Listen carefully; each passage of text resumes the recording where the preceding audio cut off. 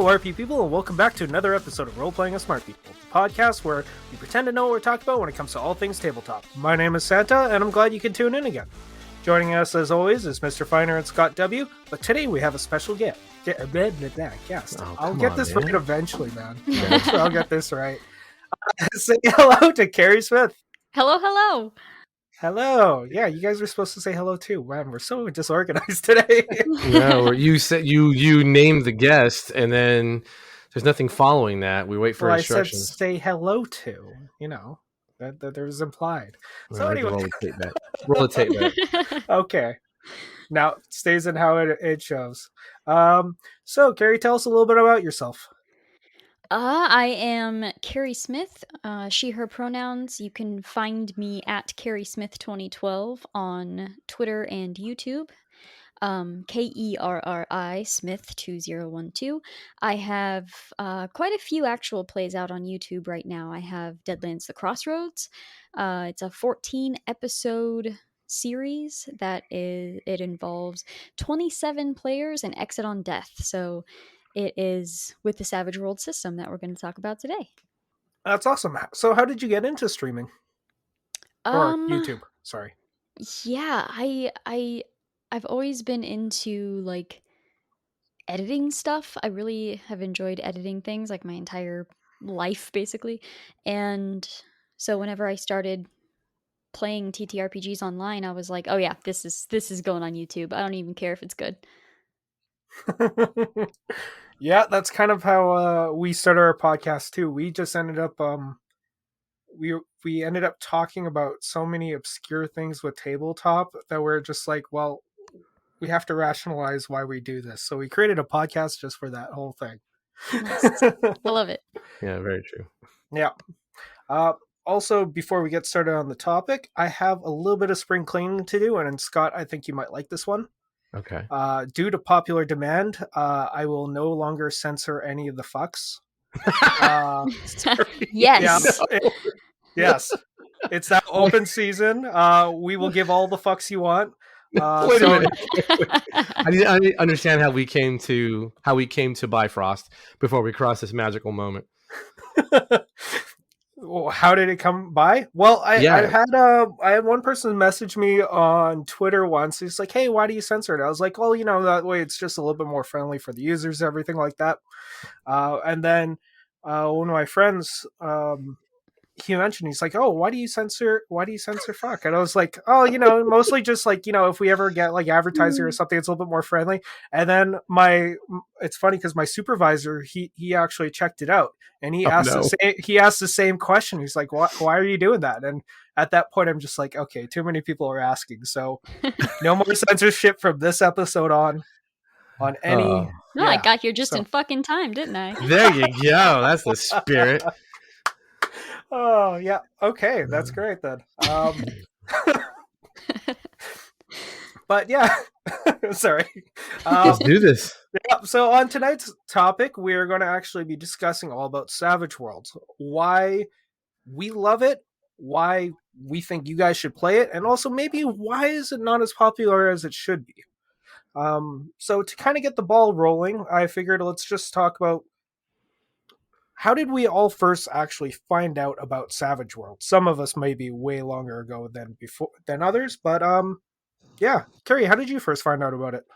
I heard of it fairly recently, to be honest. I actually found it through Critical Role, which I know is an interesting topic to talk about, but I'm a big Critical Role fan. I really like it, and I saw their oh gosh, what was it called? Undeadwood series. And I was like, what is this? I need to know what this is. And so I started looking it up, and that's how I heard what, you know, Deadlands was in general, and then Savage Worlds. And I was like, okay, I'm purchasing these books. I have to right now. So that is how I heard of it. Oh, it's funny because when you first said Critical Role, I was like, but that's D&D. But no, they did do that. They did do that. That's correct. Yeah, Brian Foster did such a good job. It was so cool. Yeah, that's actually the same way how I found out about Fate was when a couple of the people from Critical Role were on doing an episode for the Fate system, and they were doing almost like what's that, an SCP style kind of like Mm-hmm. game, and I was like, oh, that is so cool, and that's how I actually bought Fate. So yeah, I can definitely relate to that. Um, what about you, Finder? How did you originally find out about the very first edition of Savage Worlds? We actually played Deadlands Classic, Ooh. Ooh. which was a really cool system. It was a lot of fun. Uh, the character Deadlands Classic is still one of my favorite character generation systems of all time because it was a lot of fun and it used cards and all that stuff. Then when Shane Hensley came out with the quick start, download, test drive sort of version of Savage Worlds back in 2002, 2003, that's when my friends and I decided we would check it out, and we've been playing it ever since. So it's been about 20 years now for me. 20 years for Savage Worlds for me. They've had it. Well, Savage The Worlds first has had edition, it for 20 years. the first 04 when edition it came first, out in yeah. 2003. Oh Well, the wow. copyright's 2003. So Is it really on the first book? uh-huh. Oh wow. Yeah, I went to Nice. grab it just to make sure because I thought it was Yeah, I know. 2004 as well, but then I had to pull it and I was like, oh, I wonder if it was 2003. late 2003, and that's why everyone just assumes Probably. 2004. Probably. Yeah. That's actually interesting. I wonder how many people actually came over to Savage because of Deadlands. I know I did. Yeah. Yeah, see, probably a handful. You'll have some of the older, like, generation of Deadlands players who really don't like what happened to Deadlands, is sort of how they perceive it. Mm-hmm. You know, it's like someone took the Deadlands and then made it the not Deadlands, even though it's mostly intact. But yeah, you'll still find some people who swear by the original, style of Deadlands and can't stand Savage Worlds, which is weird, but Yeah, people like certain things for certain reasons. absolutely. Yeah. What about you, Scott? How did you actually find out about Savage originally? Yeah, early 2000s, probably 04, 05. It's a little hazy. I know it was after I got back from Afghanistan, part one, and I was just tired of D&D. I haven't played D&D in a while, so I was kind of jumping between systems and trying to find, I was on that quest for the perfect system, and then just happened to see it and was like, well, what is this? It uses cards. Okay, color me intrigued. It's different. And then, yeah, that was it. I was like, well, wait a minute. There's no character class. I could do whatever the hell I want finally. Awesome. Mm-hmm. Oh yeah, that was a big one for me. Before then, like I knew I played GURPS originally, and then I went to D&D, and I wasn't happy with it. I remember I was talking with a friend of mine, and he's like, "Oh yeah, that's why I actually like Savage." And I was like, "Oh, what's that?" And he let me his book with for my first experience for the settings for Savage World at the same time that I found out about the system was 50 Fathoms.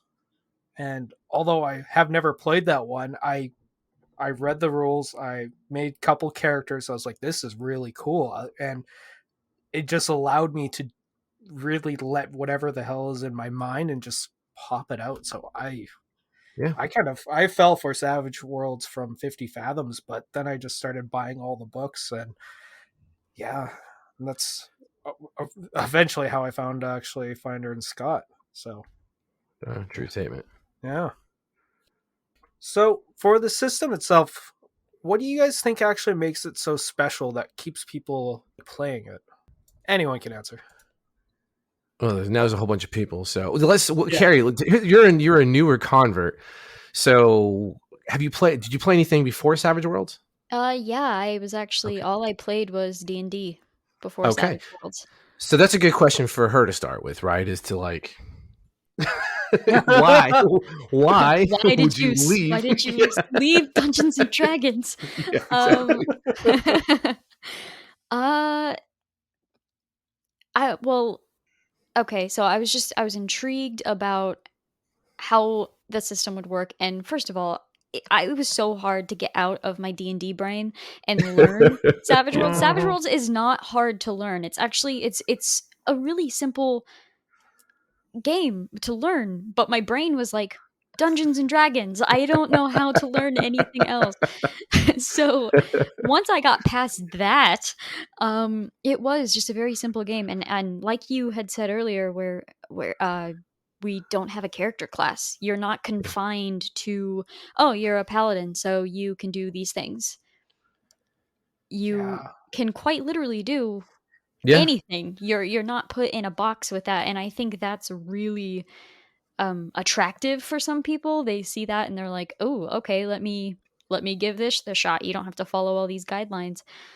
But for me personally, I am obsessed with the initiative in Savage Worlds.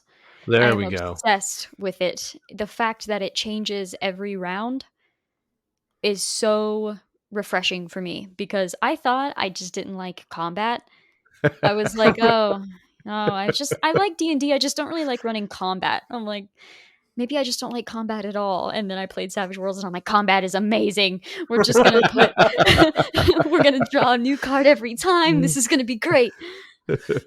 You could go first, you Well, could go last. We don't know." and the cool thing is the Joker. I mean, as part of the initiative system, I love the Joker in there because that just amps it up a little bit more. And we like it so much, we throw 4 Jokers in the deck. So Ooh, Oh, nice. nice. Yeah. Yeah, and the And excitement on, like, the whole table whenever someone draws a Joker, like, it's just it's so great. It's wonderful. It's totally true. Have you played in a convention setting, Savage Worlds at all? Mm-mm. Okay, so if you get a chance, definitely recommend it, because it's what you said. Is if you look at, normally they put all the savages together in one room, which is wise because we tend to be very disruptive when we run games. You know, the games are, they're loud, they're boisterous, everyone is screaming obscenities, and like you said, the Joker comes out and it's fuck yeah, and it's like take this, and it's horrible stuff. Everyone at the table just goes wild with it. But and that's the thing is, you know, I've played next to other games, and I mean, you can see the eyes turn when, you know, the Savage Worlds game is going on. And it's just, you take a Benny and it's just like, I'll Benny that, God damn it. Yeah. Now you're not wrong. There's something about how just that initiative system alone really folds everything else around it. yeah, and it's kind of funny because like when you see someone kind of looking at Savage Worlds for the first time and they see the use of cards, most people that is like an instant turnoff for them. Oh yeah. Yeah. Yeah, Yeah, I've and noticed that too. They're like, "Oh, if it has cards in it, like, I don't wanna play it." I'm like, "No, it's not a card game. You don't have to you don't have to play cards, like, you're literally just using it for certain things. You don't have to be a huckster in Deadlands or anything like that. Like, just relax. Trust me, it's fun." Right. Yeah. Oh yeah. man. The one thing, like, with just speaking of Deadlands, I don't know if it's in the latest edition, but I always like the with the huckster that deal with the devil part where you actually Mhm. play a Yeah. hand of poker. Yes. I always Yep. thought that was some of the coolest shit out there, just because it's like it's so ingrained in the game that it's. We've talked about immersion before and how it's kind of a little bit BS, but I feel like if that's a moment to be immersed, it would probably be for that short period where you're playing that card, like that game, for whatever the stakes are. And that's just, it's such a cool little mini game inside of a game. the And Yeah. funny thing is, if you like that part, then you would have loved Deadlands Classics, and that's what I think most of the people that hate Savage Worlds that come from Deadlands or feel that, as Scott said, lost Yeah. is every time a huckster cast a spell, he would get dealt 5 cards Yep. and potentially more depending on how well he made his hexling or his hex roll. But he then had to make the best poker hand he could, and depending on the hand, that is how well that spell functioned. Hmm. Yeah. And it was really fun. It was a really cool mechanic. You know, that was around, I want to say that was around in the initial Savage Worlds burst of Deadlands as well, and then they finally removed it. Maybe in the Reloaded. I could be wrong on. I could be misremembering that, but I do know it was in the Savage Worlds of dealing the huckster hand and whatnot. And it may have Yeah, been really in early on. in the newer one, it's there are still, the deal with the devil mechanic. It's just only when you're casting a spell that the huckster does not already know. So the huckster oh, can choose, oh, you're a huckster. You have one spell that you can continuously cast, basically. I mean, you have your PowerPoint, but if you want to yeah, cast a spell that you do not know, you can cast any spell from the huckster spell list, but you have to make a deal Yeah. with the devil to do so. And if you fail, it could, there could be some dire consequences for it.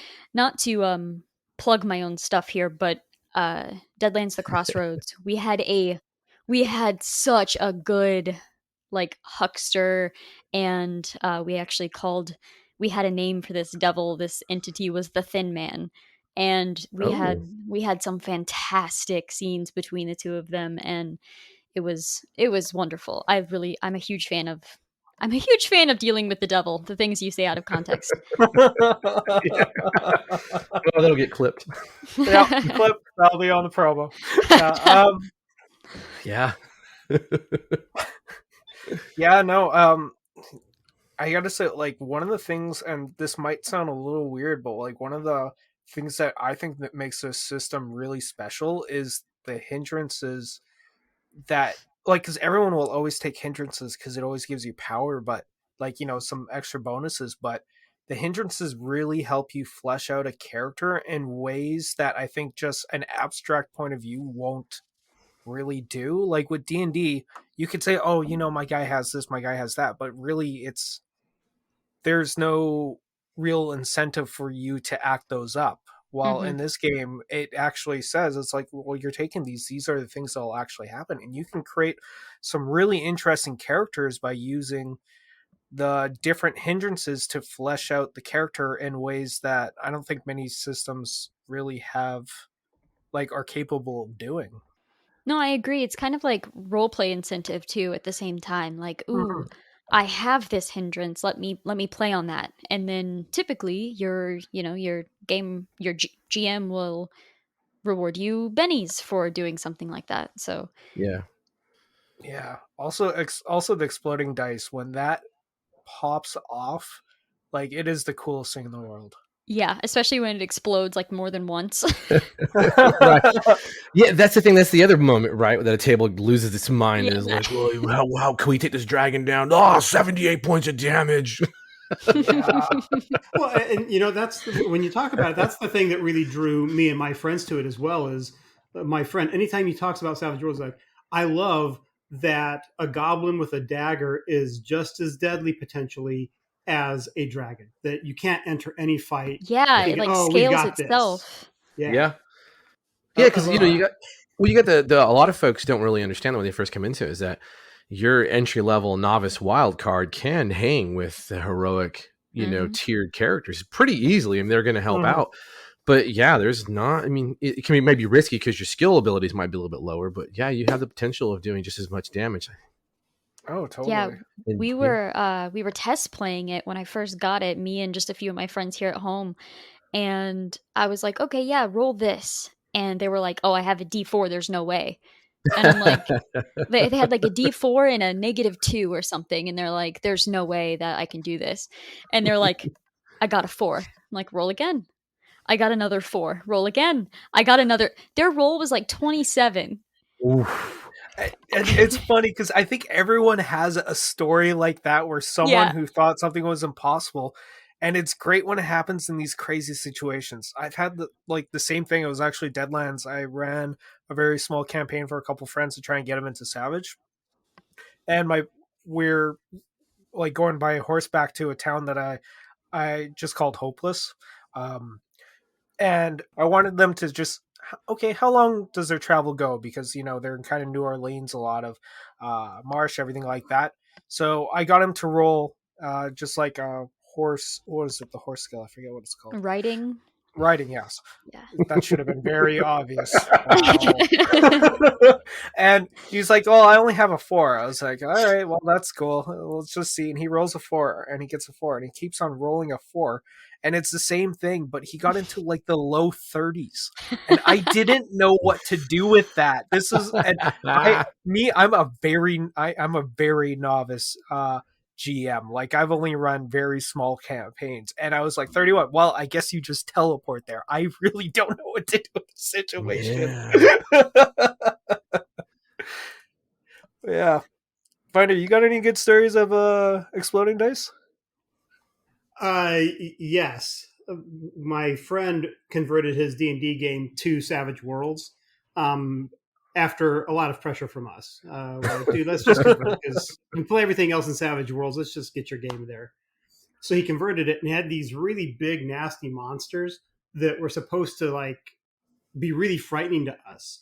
more powerful than us. We're supposed to run away, but my brother-in-law is like the king of just doing off the wall crap, especially in combat. He's like, well, I want to take my dagger, and I'm going to run, and I'm going to jump over, I'm going to do the somersault in the air and land on his shoulders and jam the dagger in his head.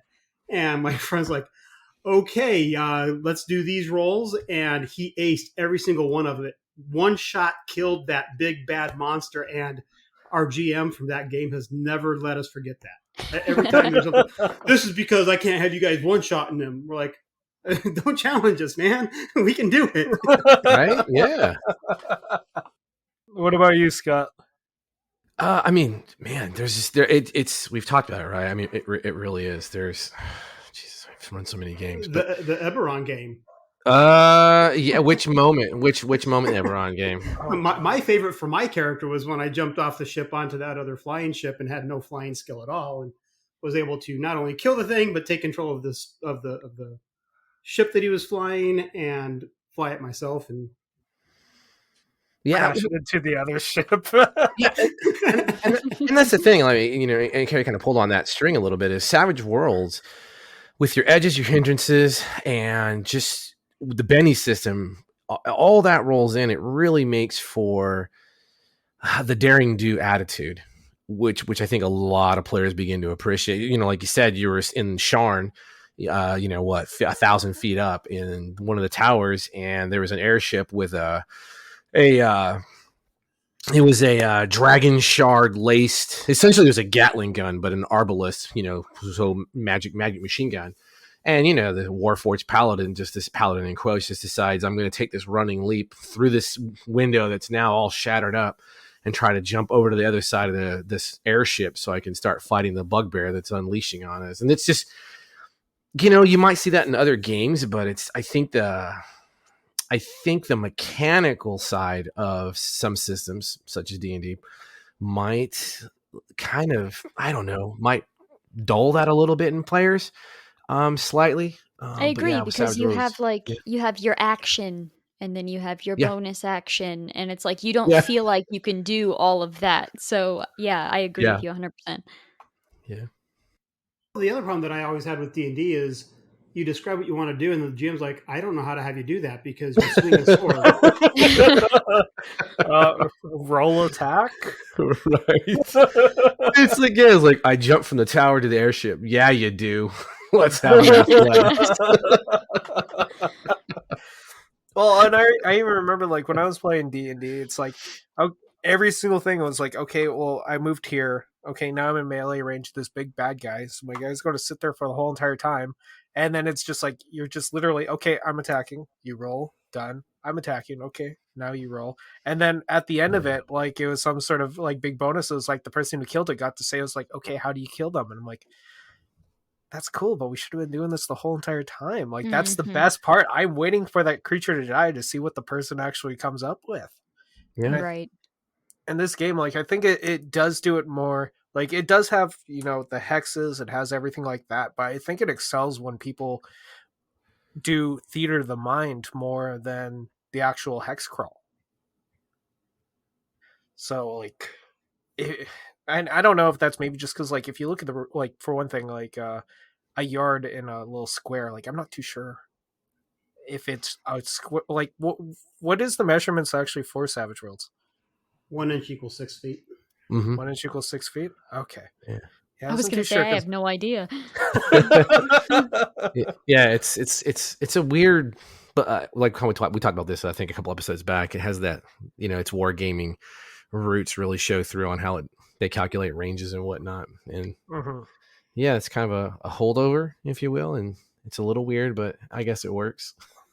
Yeah, and I think I'm actually surprised in the newest edition that they didn't kind of just put that more as like an extra rule and just went more with the actual, just, you know, the role play part and not so much the actual grid part. Because you still need that. So a lot of folks use minis and the templates, and you know they're down to the tactical finesse of Savage World. So that movement rate is really important. That pace and everything tracks pretty heavily.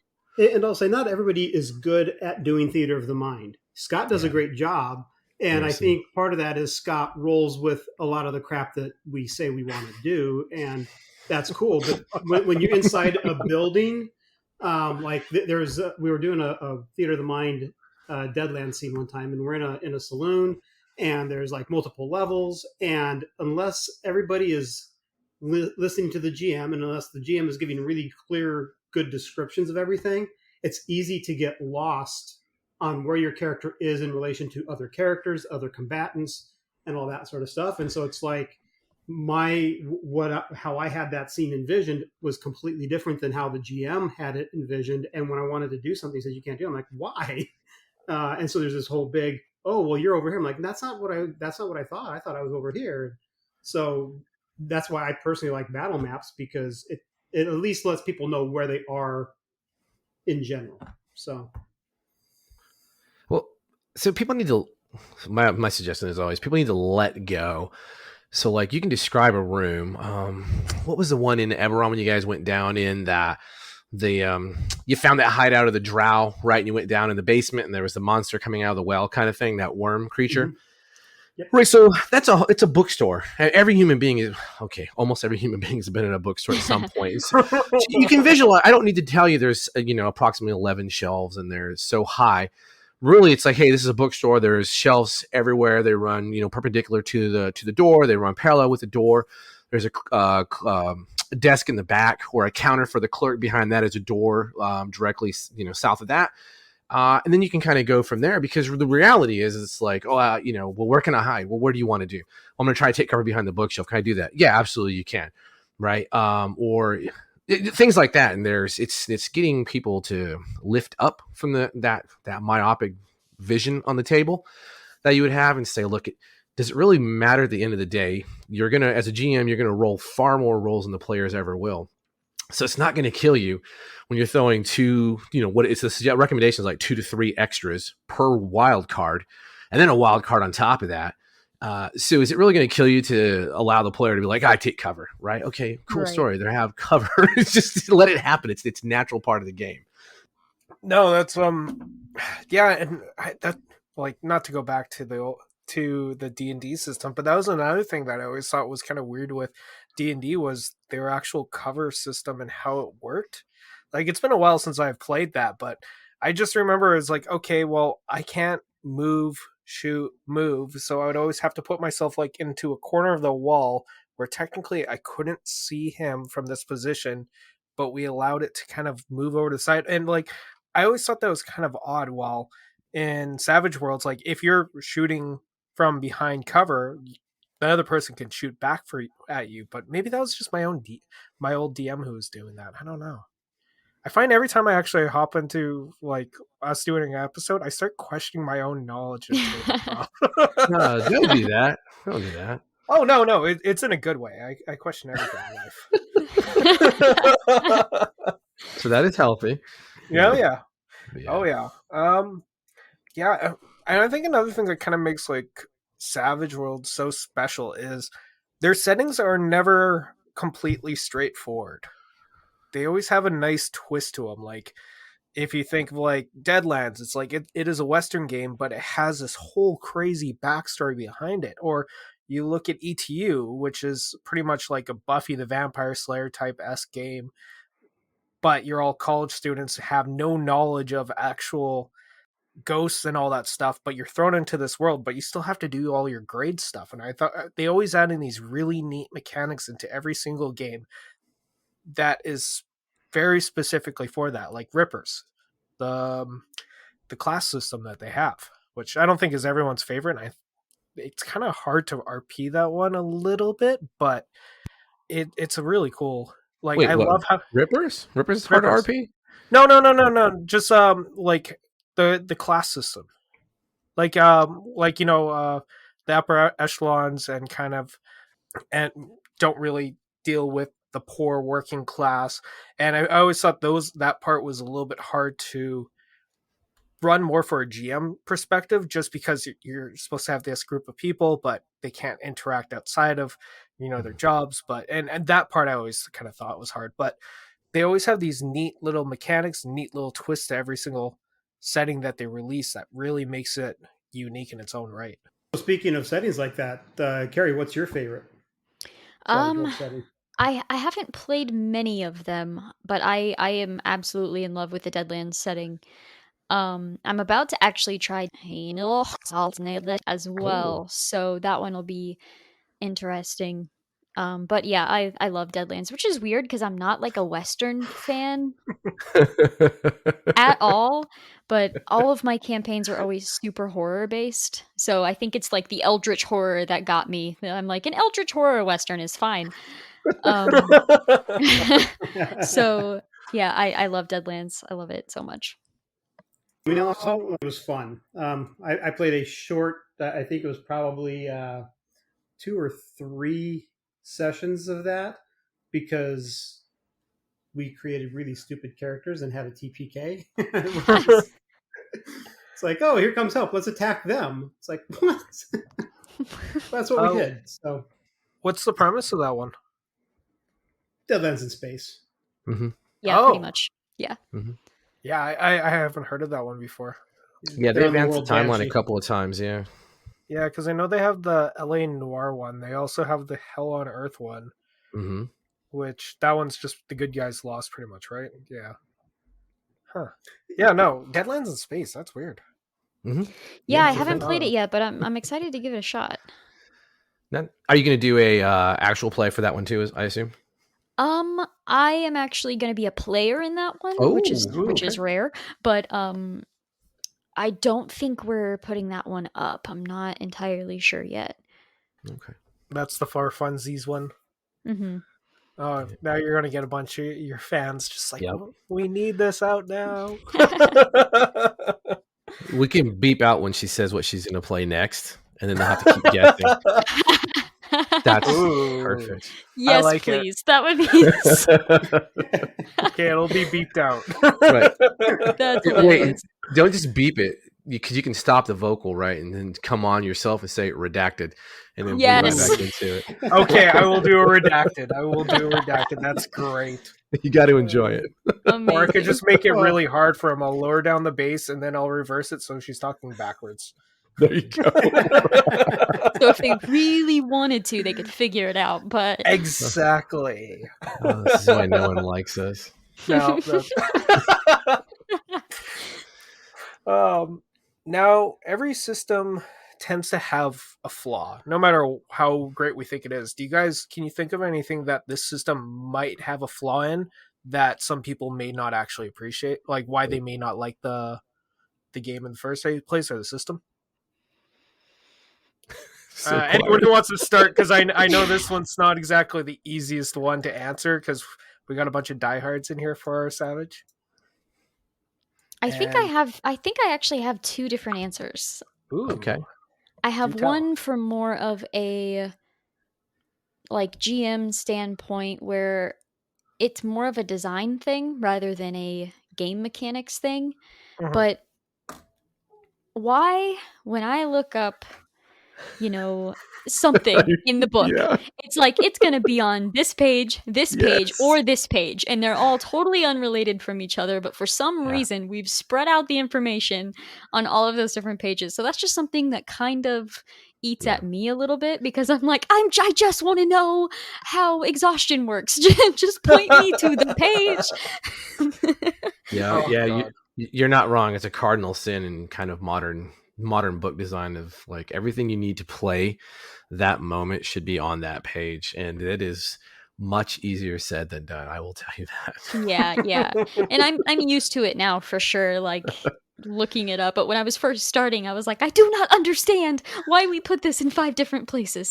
Oh yeah, no, and that's because hey, all love to Shane and to Clinton, Jody, and everyone, but they know one of my biggest criticisms is that, man, you guys need to.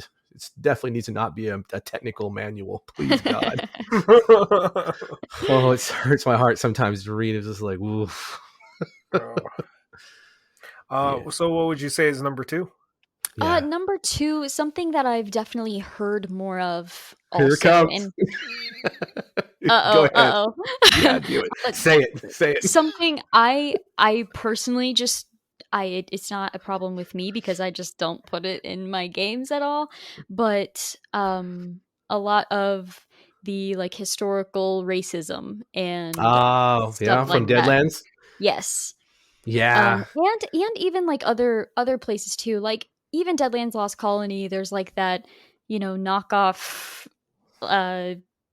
like native sort of alien race yeah, that I sure. feel like is kind of used in that same aspect too. But in my opinion, that's all subjective, and you don't have to play it in a disrespectful manner. And I don't think it was Yeah, put in there in a disrespectful manner. So, but yeah. that's what I hear a lot of complaints about, just from the public in general. That's definitely a kind of, it's one that personally I don't fully understand, because as long as they're being like we all know history is not exactly friendly to anyone, Hmm. and I get why some people may not like it, but I kind of agree with your approach where it's like, if I don't like something in it, I'm just going to remove it. But to erase the history that was behind it or the things that actually happened, I find it's more of a disservice to the people who either had to go through that or the people who are going through something similar. Like, we need to have those messages in there in order for people to understand that these things happened, because you never want to forget history, right? So that one, I'm kind of on Team Kerri for that one for sure. Yeah, it's just handling things with tact, like you guys have seen Exactly. you've seen the thing with like interrogation. With my background, I could easily write, I could just drop the interrogator's manual into Task Force Raven, but I'm not, because I don't think it needs to be played at the table, because people are going to go really crazy. And so it's like, hey, here's how you solve this in 4 paragraphs. Just roll the damn die and just say what do you want to do? You want information? Awesome. Are you gonna be a dick about it, or are you gonna try to be sly about it? Okay, cool. Here's the skills you need to use for that. Let's just roll the dice and curtains. I don't want to sit there and have you describe, the scene from Syriana to me. It's like, no, thanks. Yeah, if you have a good table and a safe table and a comfortable table, you don't have to worry about those topics most of the time. Yeah, So that's exactly. Oh, yeah. 100%. Most people Yeah. don't, like, they're there to explore if you want to, but it's totally fine to cut them out. Like me, I wouldn't be Hmm. comfortable with discussing those topics at a tabletop, because I prefer more of the slapstick style. Yes, you do. Yes, I do. I love my slapstick humor. So for me, that I wouldn't agree with that. Like, putting it in my own game. My only complaint about Savage Worlds, Oh boy. and this is my only complaint, just name your editions after numbers. I don't know which edition is what. I really don't. Oh yeah, Deadlands Reloaded. Yeah, Right. right. It's like Explorers Edition. I'm like, which one is that? Is that the more recent one? Oh yeah, we're playing with this one. I don't know which one that is. Okay, now I have Explorers and Suede. But Yeah. I just wish they named it easy. Whenever I was casting for Deadlands The Crossroads, I ended up just taking a picture of the book and sending it. Find this. I was like, this one. Oh my god, yeah, you're not wrong though. It does get really confusing for people. Yeah, It is what it is. like what are the editions again? What are they called in which order? Oh, Finder, do you know this one? Let's see. You've got the first edition, which was just Savage Worlds. Then I want to say it was Explorers Edition.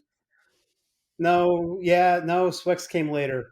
yeah. So sorry, They, I had to get off mic. I've got him sitting here because I'm that kind of nerd. Yeah. See, so Finder's been playing the system for over 20 years, and he doesn't even know. So it's Savage Worlds, and then it has the little Origins winner on it, and the pseudo Solomon Kane, and then it's Shane Lacey Henley's Savage Worlds. That's the next version.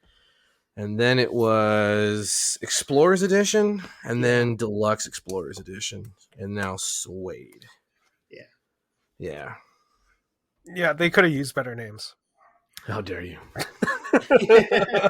You're not wrong. No, I'm not.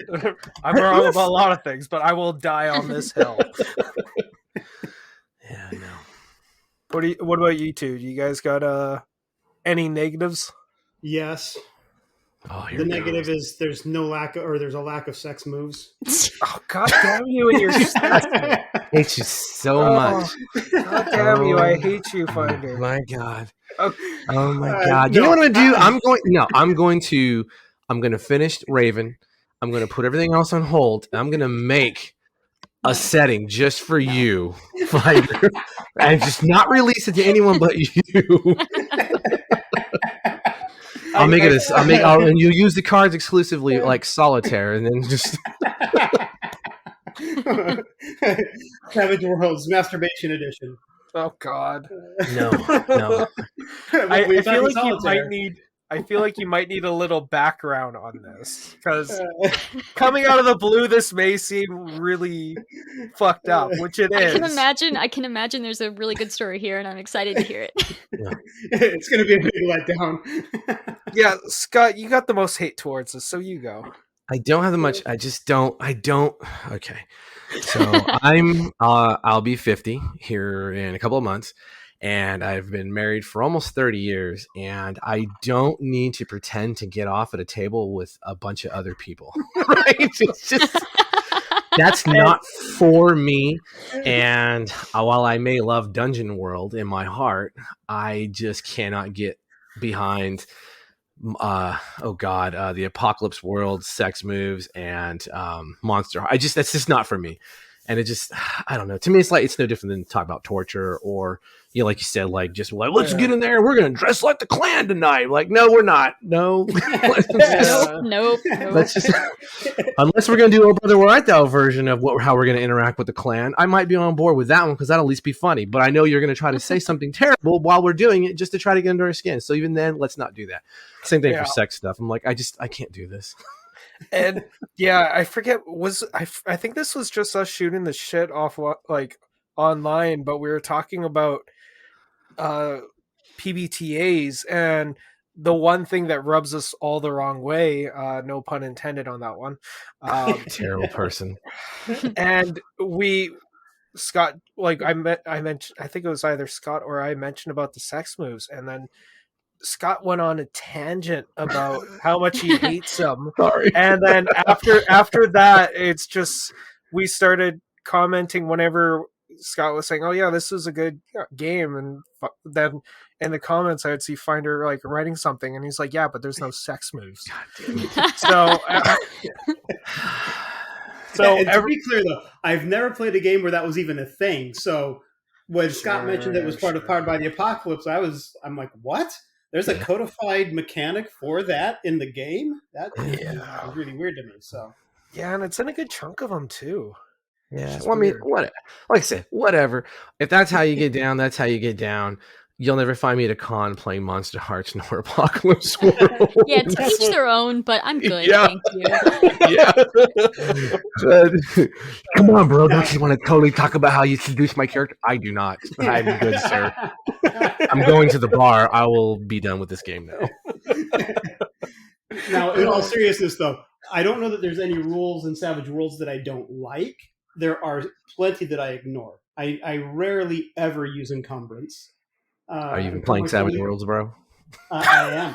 I only use encumbrance in anything. Yeah, no, that's like the most ignored rule. Where I have used it though is like games like the After or any of your post-apocalypse, where having gear with you becomes a key part of the scenario. It's like you can only carry so much. So what are you carrying with you? So if I think it adds to the drama of the setting that I want to evoke, then yeah, I'll use encumbrance. I've used it one time, and that was only when we did the After campaign. The other rule that I always ignore is lighting, because I hate dealing with lighting. So even unless it's pitch black, everybody can see well enough to fight without penalties. When it's pitch black, then you got your penalty of -6. But what if you're in a duel and it's sundown and you're facing towards the sun and that little beam, so you're going to have the light in your eye? How can you not codify that? I can't that? be bothered. I can't Not be bothered. that, like alleys. Oh, man, when you play test the Savage version of Neon Blood, I hope you're ready for some illumination penalties. Oh, I'm okay with it. I'm okay with other people using them. As a GM, I hate having to think about it, so I don't. I never use those rules. I'm if going to make somebody sure you imposes never them do a on me, I'm mission okay outside with of day, outside of night. it. Yeah. Sorry, guys. It's 6:30. We're in for the night. Well, We can't go outside. We're done. Edge runners have bedtimes. I'm just imagining it's like 7 o'clock it's 6:59 in the evening, and like, oh, it's still sunlight. We're good. 7 o'clock hits, pitch black. Boom. Yeah. It's a different kind of universe. Yep. Man. So Look it. You do I this think every time. You do this what? every time. You What do I this do? Say literally so. every time. What are you gonna do? What are you gonna do next? I just like messing with you. What are you gonna do next? I was gonna ask a question. Now I'm Yeah. feeling the table. You want to know what you want? Do you want to know what I think is a flaw of Savage Worlds? Yeah. Oh yeah, I always forget about you. Well, God, you talk a lot. It's hard to how realize. dare you? How dare yeah. you? Oh yeah. I got the I could tell how much how much space each one of those takes up on my hard drive, man. Yours always takes up the most, and you know it. You're an idiot. I know I am. Look, I've had to be a serious adult for 2 weeks, so this is therapeutic. No, so I will be honest. I think there's 2 points that, but I don't think they're flaws. I think they're perceived flaws. Sort of like Kerri was saying. I think there's some perception to things, and that is every character is the same, no matter what, and that because a lot of people talk about that, like, oh, no matter what I do, my character is going to be just like every other character, and we're all going to take notice, and which is why they changed the rules the way they did. And then oh god, the other one was analysis paralysis for some new players. Now that is an actual issue for some of the newer folks, because like Kerri said, you sit down to like Dungeons & Dragons, and it's, everything is laid out in this nice, neat time flow for me, and I'm good to go. Savage Worlds is like, cool, what do you want to do? I want to use a sword. Awesome. How do you want to use that sword? What kind of sword? Do you want magic too? Wait, what? Yeah, it's like people almost have, like, when they have too many options, because it's really just what they say. They don't know really what to do. Yeah. Well, the thing that's funny about that also, though, is coming from other systems. The one thing that I see, or used to see more, since Savage Worlds has been around a while now, it's not as big of an issue. But in the early days, people were freaked out by the fact that your magic user could wear armor. Yeah. That your wizard could use a sword. And they're like, well, I can't. That's not the rules. Like, yeah, exactly. They're like, use them. Get out of your D&D mindset. This isn't the D&D magic system. It's like, unless your GM says you can't, then go for it, man.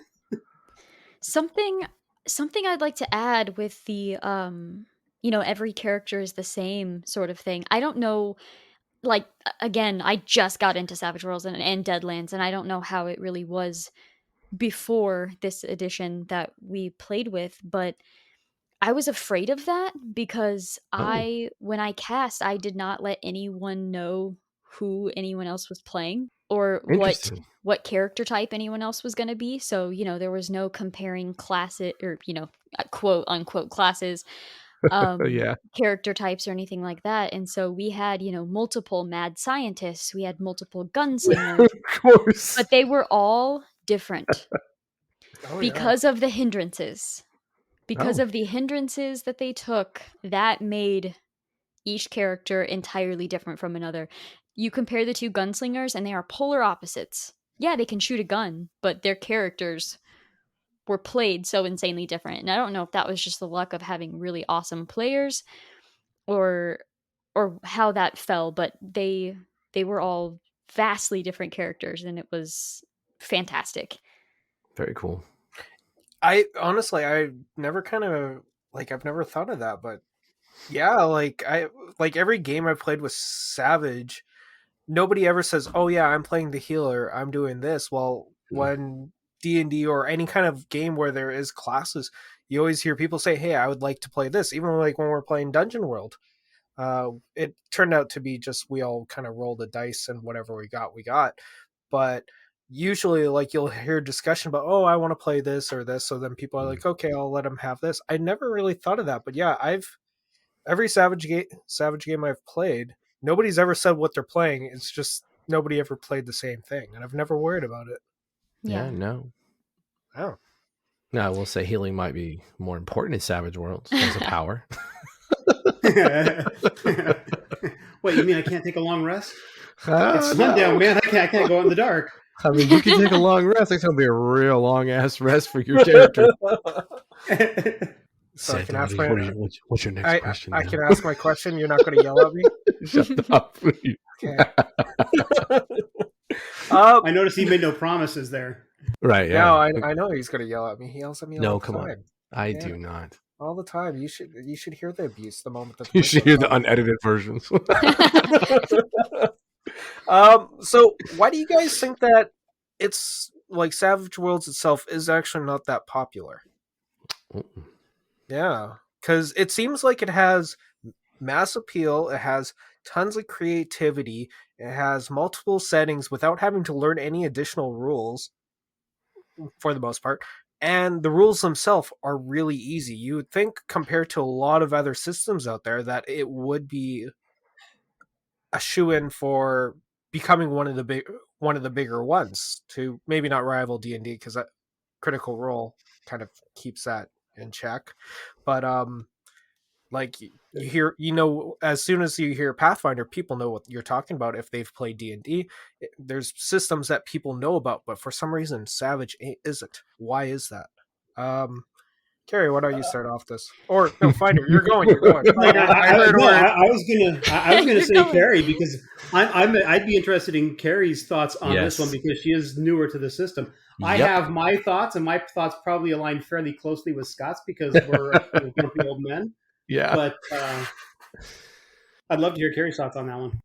I think that a lot of game masters are scared of learning new systems. And when it comes to like Dungeons and Dragons and Pathfinder, those are close.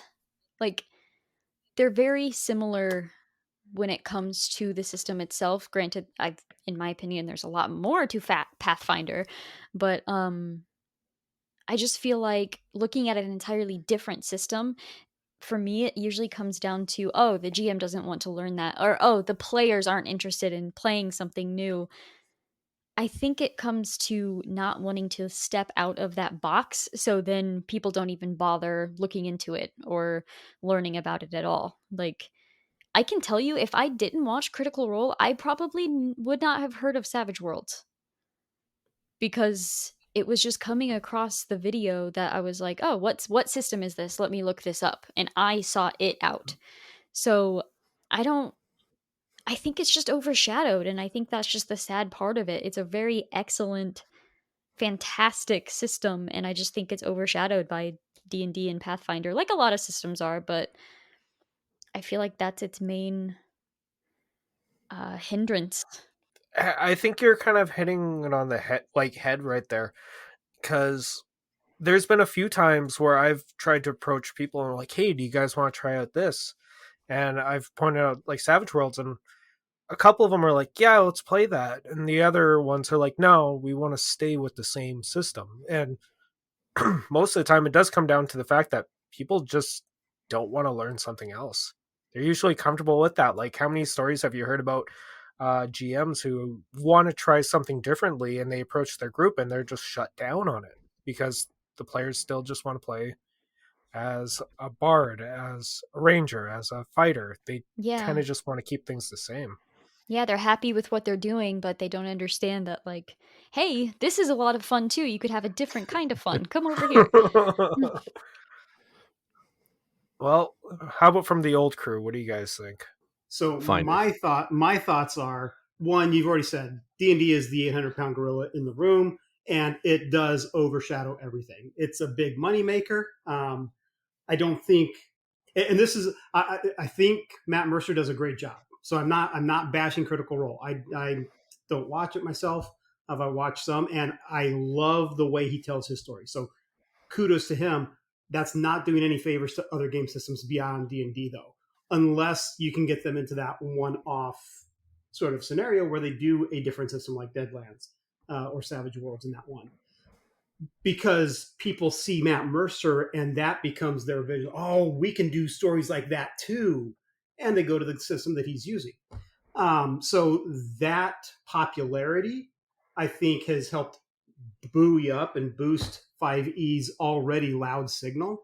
The other thing I think you've mentioned already in different words is people like to think we're creative, but we're afraid of being creative.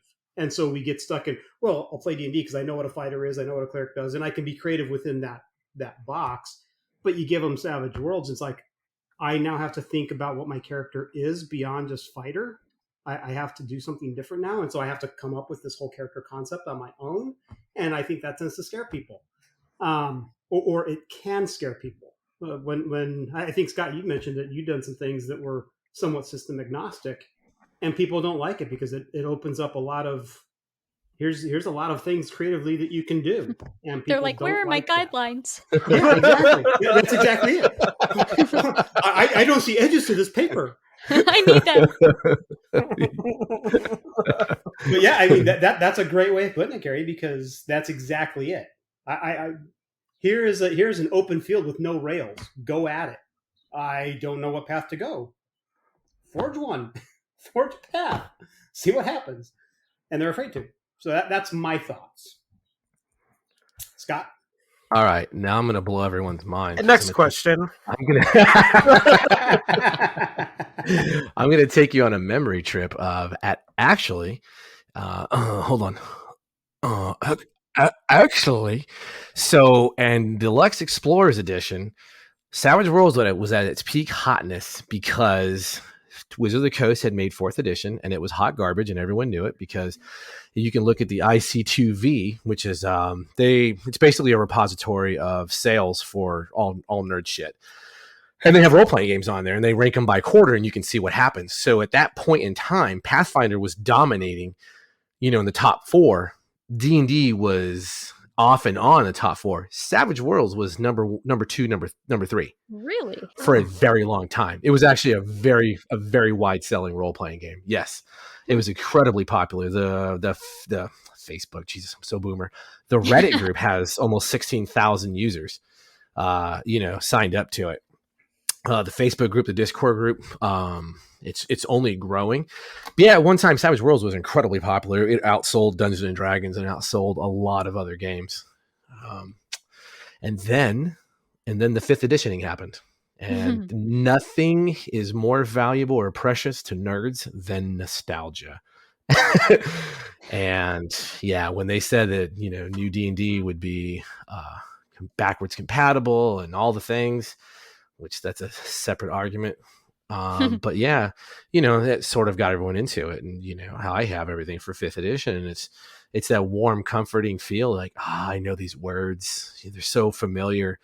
But yeah, 5th edition really did start to dominate, and Pathfinder's never recovered. Pathfinder 2 it does okay, but like we talked about on the show before, if you pull up just Roll20 alone with the games played, D&D just destroys everybody by wide margins. And then even Savage Worlds, I think this last quarter or quarter before last, is only like 0.28% of the games or somewhere in there. I don't have it in front of me, and Pathfinder's not even doing that well compared to that. So yeah, it's a really weird cycle of how things panned out. Yeah.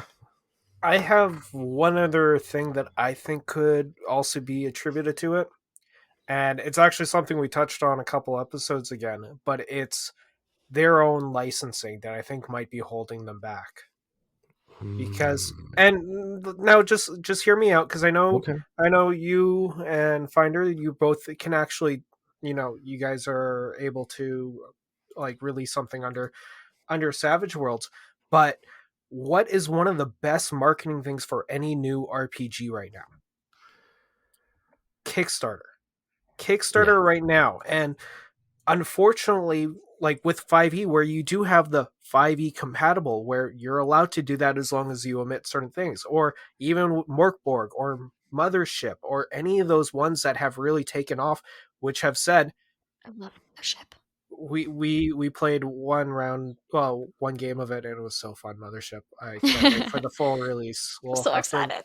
We'll have to invite you for a game when that pops up.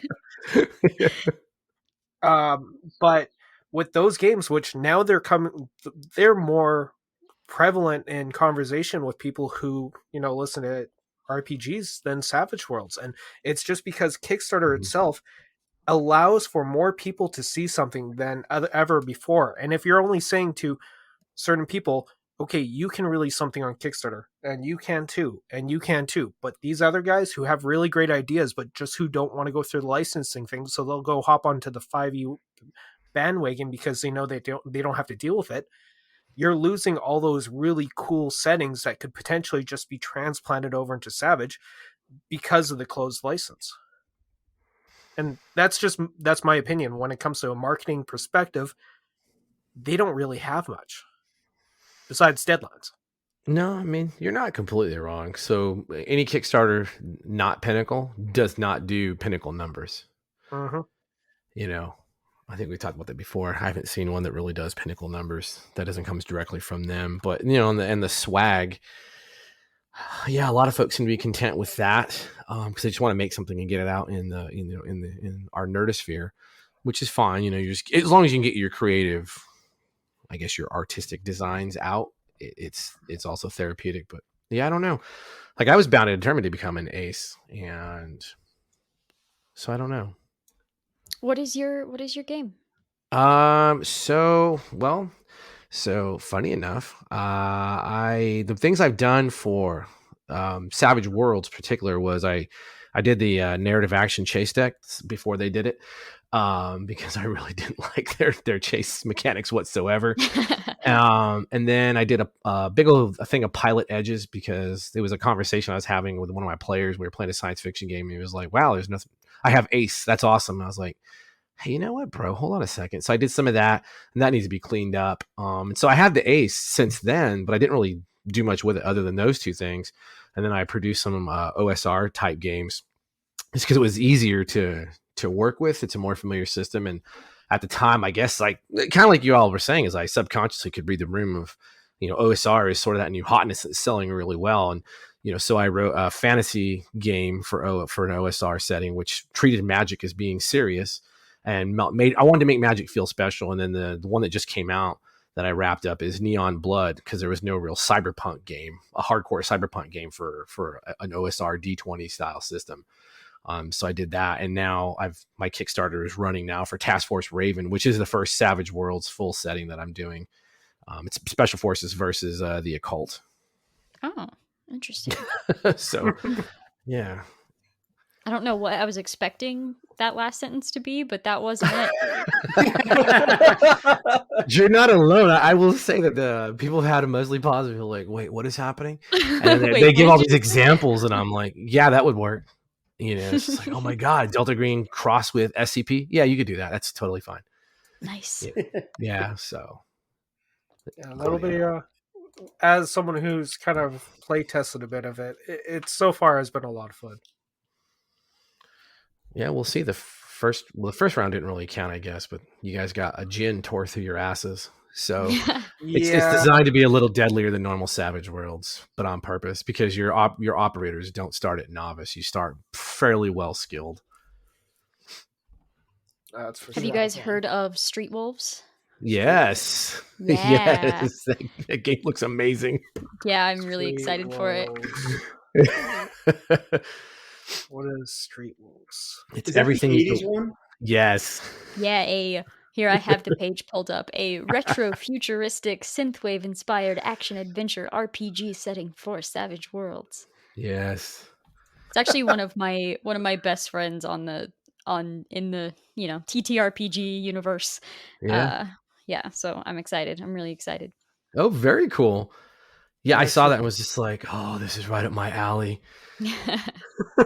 Is it on Kickstarter right now, or is it No, it is still in progress. There are some people doing some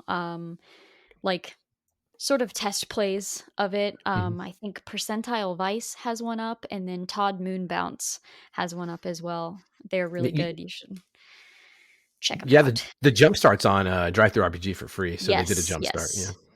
Ooh, I just found it right now, and I will download. It's yeah, it looks so 80s retro vibe. Yeah, that's cool. That's a weird way of saying perfect. Full caveat, I think Spirit of 77 is one of the greatest games I've ever ran in my life. And so Street Wolves has that vibe written all over it. It was like, here we go. Yeah, I could see the Spirit of 77 vibes, but in the 80s retro future vibes. Yeah, which I was actually a child for, so there's a little bit more hands-on with me than the 77. I'm like, I was like 5 years old, so I kind of remember, but not really. Yep.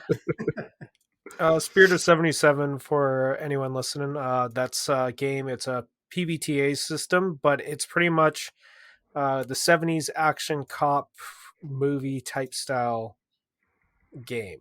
It's everything you love about the 70s all roll into one game. Blaxploitation to Dirty Harry to cage fights. It's just Yeah, I'd probably do something like a Kings of New York type style. I told you one at the con, man. The dude was on. He was a glam, and he fought everyone on roller skates. That was his thing. That's how he got down. Well, Scott, you could have that in Street Wolves. It sounds like as well if it's 80s, because roller derby was a huge thing back then. Yes, yeah, man. That's my little nerdling. That's what she did. She was a roller derby girl for a while. So does that mean you saw the movie All the Marbles? All the Marbles and oh my god, I can't remember that. Now I can't think of the name of the damn movie. It had Juno in it. Oh my god, Whiplash. Whip It. Yeah, Whiplash. Oh yeah, Whip It. Yeah, such a good movie. Yeah, Whip It. There you go. Yeah, I was like, man, I am definitely getting old. Oh my god. Well, the fact that we've been playing Savage Worlds for nearly 20 years didn't cue you in. For real. Oh man. Yeah, that's what the show's great, because everyone gets free previews of all these zany things they may or may not have ever heard about. Yeah. No, I'm gonna have to definitely look into that Street Wolves. It looks really cool. I love the cover art. Yeah, just like that pink mixed with that soft purple. Oh, yeah, so good. You can't go wrong with those two color combinations. Trust me. No, you really can't. There's a reason I chose them for Neon Blood as well. Nice. Oh man! So there you go. I mean, it's the popularity. I don't know. It's not gonna be. It'll never be as popular as D&D. So, but we'll see. I don't think it'll ever be as popular as D&D, but I think it's only up from here. Yeah, I agree. Yeah, and Kerri hit on the head too. It's that I don't, and I get it. I don't want to spend money or learn a new system is fairly endemic in the hobby, and it doesn't really matter what game you try to get people to play. Yeah, But on the plus side, the core rules are only $10. Not anymore. No, they are. The Slate book PDF $9.99. Oh well, yeah. Yeah, physical book. I think it's like $40. Yeah, it's a little bit different story. Yeah, I like holding them in my hands. Yeah. Sorry, was that Kerri? I just was saying I like holding them in my hands. I need physical copies. Yeah. Yep. Yeah, I used to be a like, I could do PDF only, and then slowly I've come back around to like, no, I need the damn book, and someone else at the table also needs a damn book, because we both can't have the same book. It is definitely faster to look something up in a physical book. So. Oh yeah. Yeah. For me, it's all based off, do I want this because it looks cool, or do I want this because I want to play it? Yes. And that's kind of where I go from here. I've been in this. Go ahead. Well, I've been in this rabbit hole of, that game looks cool. Whoops, I bought it. See? I know. I almost bought Battlelords today because I was looking. I was like, 500 pages of cool artwork. No, it's not. You don't do that for five. It's not 500 pages of artwork. It's 500 pages with artwork interspersed. Well, I know, but it looks so cool, and the PDF's $25. Like, it's not bad. Yeah, I'm actually doing a test play of the Savage Battlelords next week. Oh, right on. Yeah, it Nice. premieres on Wednesday, so that'll be cool. But- I've Oh, that's been so cool. yeah, I've been fortunate enough to be able to look through a lot of the new Savage Battle Lords stuff, Very and cool. it's pretty cool. I hope it's not 500 pages long. It's not. Because they're definitely missing the point if it is. Yeah, that was something we actually talked about very recently, is because they're like, "Oh yeah, we had to condense it a little bit," and I'm like, A little bit? a lot of Yeah. it actually. Yeah. Yeah, don't say. Yeah. It's good though. I'm enjoying it. I can't wait to have that on my shelf too. So Nice. Oh yeah, there's so many different ones. I was looking at like 3 different ones today, and then Yeah. yeah, goddamn RPGs steal all They're my ridiculous. money. that's the title of the episode. Goddamn Hey. RPGs steal all There my you money. I like it. I actually like that. All right. Well, we're hitting about an hour and 10 minutes. Should we wrap up? It's up to you. You control the microphones. Oh, I know. That's fair. I have full control. So, Finder, what did we learn today? That more people should play Savage Worlds. So go out and buy it or steal it. I don't care. Damn. Hey, we do Play not. Savage Worlds.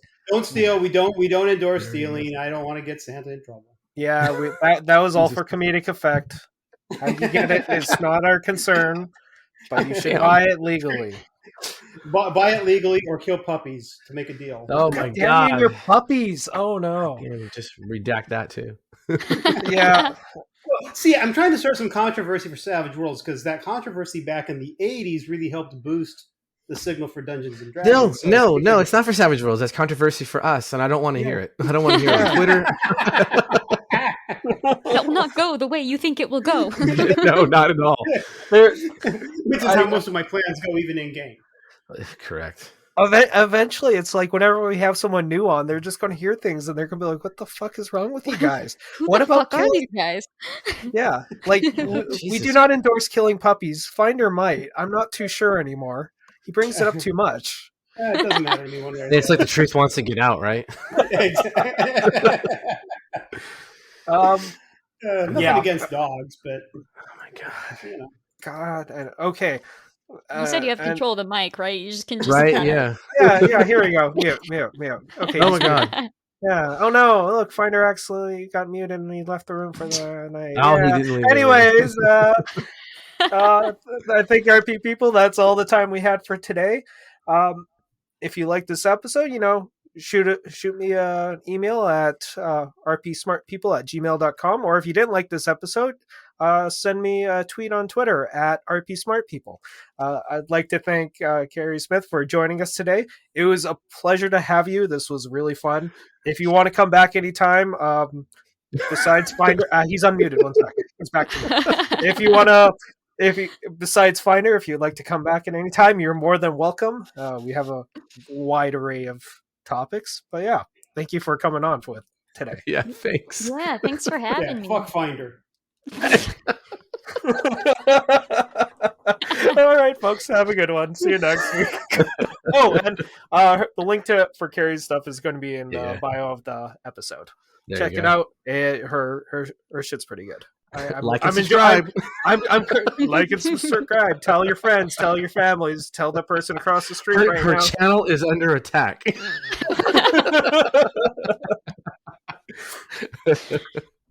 All right. See you guys later.